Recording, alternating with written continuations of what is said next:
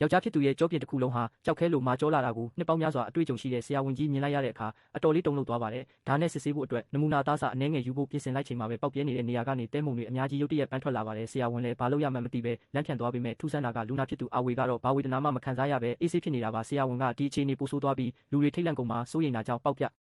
ြတဲနေတဲ့ဒဏ်ရာကိုပတိနဲ့အမြန်ဆုံးပိတ်ဆို့ဖို့ကြိုးစားပါတယ်။ဒါပေမဲ့အဲ့ဒီတဲမုံတွေကမရက်မနာဆက်တိုက်ထွက်နေတာမို့လုံးဝတားဆီးလို့မရပါဘူး။နောက်ဆုံးတော့ကွဲအပ်နေတဲ့ဒဏ်ရာကိုတခြားနည်းလမ်းနဲ့ဖာထေးဖို့ကြိုးစားရပါတော့တယ်။ဒါပေမဲ့လက်အင်အားကိုတေချာမထိန်ချုပ်နိုင်ခဲ့တာကြောင့်နောက်တစ်ခုမှာပဲမမျှော်လင့်တဲ့မတော်တဆမှုဖြစ်သွားပါတယ်။ပြင်းထန်လွန်းတဲ့နာကျင်မှုကရုတ်တရက်ထိုးဆိုင်လာတာမို့အာဝေတယောက်စိတ်လွတ်ကိုလွတ်အော်ဟစ်အောင်မုန်းပြီးမိမိကိုယ်မှာဘာတွေဖြစ်နေတာလဲဆိုတာကိုဆရာဝန်အားအသိ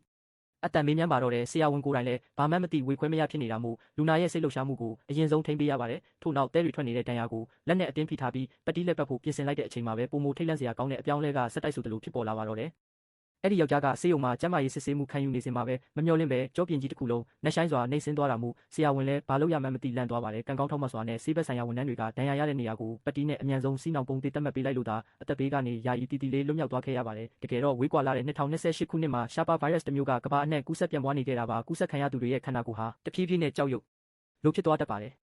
လက်ရှိဆေးဘက်ဆိုင်ရာမှာလည်းဒီယောဂအတွက်တင့်တော်တဲ့ကုထုံးကိုမဖော်ထုတ်နိုင်သေးတာကြောင့်ယောဂကူးစက်ခံရသူတွေဟာဝေဒနာကိုအလူးလဲခံစားရင်းနောက်ဆုံးမှာအသက်ဆုံးရှုံးကြရပါတယ်။ရှောင်မေကတော့အဲ့ဒီလိုယောဂတဲ့တွေကိုအထူးပြုစောင့်ရှောက်ပေးရတဲ့သူနာပြုတဦးဖြစ်ပါတယ်။တရက်မှာတော့သူမဟာသမီးဖြစ်သူရဲ့ခန္ဓာကိုယ်မှာတက်တူးလိုအရာတစ်ခုရှိနေတာကိုမတော်တဆတွေ့ရှိသွားပြီးကလေးမလေးဟာမြေအောက်မှောင်ခိုဆေးကန်းကိုတိတ်တဆိတ်သွားခဲ့မိမှန်ရိပ်မိသွားပါတယ်။ဒါကြောင့်သမီးဖြစ်သူမှာတေးစေနိုင်တဲ့ဗိုင်းရပ်စ်ကူးစက်ခံလိုက်ရပြီလားဆိုပြီးအလွန်မင်းစိုးရိမ်ပူပန်သွားပါတော့တယ်ချက်ချင်းပဲသမီးကိုဆေးရုံခေါ်သွားပြီးစစ်ဆေးမှုခံယူစေခဲ့ပေမဲ့လည်းဗိုင်းရပ်စ်ကူးစက်မှုအခြေအနေကပြင်းထန်နေပြီးဆေးရုံမှာဆေးဝါးပစ္စည်းပြက်လက်နေတာကြောင့်သမီးရဲ့စစ်ဆေးချက်အဖြေထွက်လာဖို့အတွက်အနည်းဆုံးနိုင်ဝက်လောက်စောင့်ဆိုင်းရအောင်မှာဖြစ်ပါတယ်။ရှောင်းမေကသမီးကိုအိမ်မှာပဲအဖြေဆောင်ခိုင်းဖို့ရည်ရွယ်ထားပေမဲ့ကလေးမလေးကတော့မိမိကိုယ်ယောဂမရှိဘူးလို့ယုံကြည်ချက်အပြည့်နဲ့ကြောင်းပုံမှန်တက်ဖို့ဆွတောင်းဆိုပါတယ်။ကာယအချိန်ရောက်တဲ့အခါမှာတော့ကလေးမလေးရဲ့တတူးရှိတဲ့နေရာကနေရုတ်တရက်ကွဲအပ်သွားပြီးတွေးတွေကဗော်လီဘောလုံးပေါ်ကိုစီးကျလာပါတယ်။အတန်းဖော်တွေအားလုံးကလည်းသူမမှာဗိုင်းရပ်စ်ကူးစက်ခံနေရပြီလို့တစ်ထက်တစ်ချီသတ်မှတ်လိုက်ကြသလိုအတန်းပိုင်ဆရာမကလည်းဘေးကင်းအောင်အိမ်မှာပဲအနားယူဖို့တတိပေးစေလွတ်လိုက်ပါတော့တယ်။နောက်ဆုံးတော့စစ်ဆေးချက်အဖြေထွက်လာတဲ့နေ့ကိုရောက်ရှိလာပြီးကံကောင်းစွာနဲ့ပဲကလေးမလေးမှာဗိုင်းရပ်စ်ပိုးမရှိကြောင်းသိရပါတယ်။ဒါပေမဲ့အဲ့ဒီနေ့ညတစ်ခေါက်မှာတော့ရှောင်းမေဟာသမီးဖြစ်သူရဲ့ပါဆက်ထဲကနေကြောက်မုံတွေအများကြီးထွက်ကြလာတာကိုတွေ့လိုက်ရပါတယ်။သမီးဖြစ်သူကိုကုသပေးနိုင်ဖို့အတွက်ရှောင်းမေဟာနေမနာညမအားဆေးဘက်ဆိုင်ရာစာတမ်းတွေကိုရှာဖွေဖတ်ရှုပေမဲ့လည်းဒီယောဂလက္ခဏာအတွက်ကုသဆေးမရှိသေးပါဘူး။သူမလုံနိုင်တာကတော့သမီးကိုအိမ်မှာပဲတီးတန့်ခွဲထားဖို့ပါပဲ။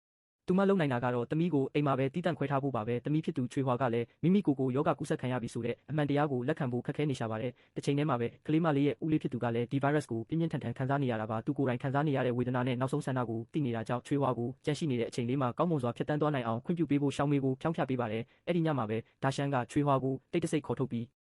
းလင်းချင်းခံလျှောက်လဲခဲ့တာကြောင့်အဲ့ဒီညဟာချွေဟွာအတွက်ဘဝမှာအပျော်ရွှင်ရဆုံးအမှတ်တရတစ်ခုဖြစ်သွားခဲ့ရပါတယ်။မကြခင်မှာပဲဒါရှန်ရဲ့ခန္ဓာကိုယ်ထဲကဗိုင်းရပ်စ်ကပုံမဆိုးရွားလာပြီးကြောက်ရွံ့ဖြစ်တဲ့အခြေအနေကလုံးဝထိန်းချုပ်မရတော့ပါဘူး။သူကရှောင်းမေကိုကုသမှုတွေရပ်တန့်လိုက်ဖို့နဲ့မိမိကိုယ်လွတ်လပ်ခွင့်ပေးဖို့အချက်ပြပါတယ်။ရှောင်းမေလည်းဝမ်းနည်းပူဆွေးမှုကိုအောက်အီးမျိုးတိတ်ပြီးအသက်ဆက်ပေးထားတဲ့ဆေးဘက်ဆိုင်ရာစက်ပစ္စည်းတွေကိုပိတ်ပစ်လိုက်ကမောင်ဖြစ်သူငြိမ်းချမ်းစွာထွက်ခွာသွားတာကိုစောင့်ကြည့်နေခဲ့ပါတယ်။ထို့နောက်သမီးဖြစ်သူကိုခေါ်ဆောင်ပြီးဆေးရုံကနေထွက်ခွာခဲ့ကကြန့်ရှိနေတဲ့တိုးတောင်းလာတဲ့အချိန်လေးကိုနှွေးထွေးစွာအတူတူဖြတ်တန်းသွားပါတော့တယ်။